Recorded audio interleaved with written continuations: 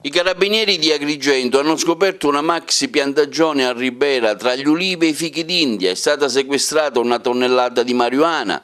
In manetta è finita una coppia di agricoltori. Nelle ultime ore, nel cuore delle campagne di Ribera, fra gli ulivi e gli alberi di fichi, grazie anche all'intenso pattugliamento e sorvolo dall'alto effettuato con un elicottero dell'Arma, i carabinieri hanno individuato una strana distesa di alte piante verdi e il sospetto si è subito rivelato fondato. Infatti, alla prima luce dell'alba, una trentina di militari dell'Arma, della compagnia di Sciacca e della tenenza di Ribera hanno fatto irruzione in un vasto appezzamento di terreno, sito incontrato a Scirinda, in un vallone tra rocce e una fitta vegetazione, scovando così una maxi serra di marijuana e sorprendendo sul posto un agricoltore del luogo con la moglie. I carabinieri al momento del blitz si sono trovati davanti a uno scenario tipico da film.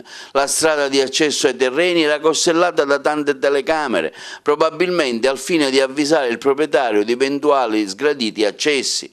Proseguendo tra arnie e attrezzi agricoli, l'odore della marijuana si faceva però sempre più intenso. Di lì a poco, infatti, è saltata fuori una mega serra dotata di un impianto di ventilazione e illuminazione all'interno della quale erano presenti in perfetto stato vegetativo oltre 150 piante di canapa indiana, altre quasi 3 metri, quasi tutte già florite e pronte per il raccolto.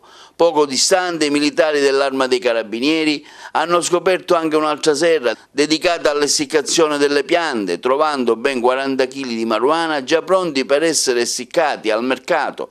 Questo è lo spettacolo sulla quale si sarebbe imbattuto un turista intento a fare trekking nella zona. Il bilancio dell'operazione dunque è stato di oltre 150 piante di marijuana sequestrate alte quasi 3 metri, per un peso complessivo stimato di circa 1 tonnellata.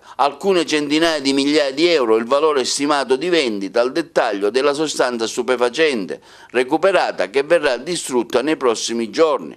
Nei confronti della coppia di agricoltori, lui di 59 anni, già noto alle forze dell'ordine, e lei di 48 anni, sono subito scattate le manette a polsi con l'accusa di coltivazione e detenzione ai fini di spaccio di sostanze stupefacenti.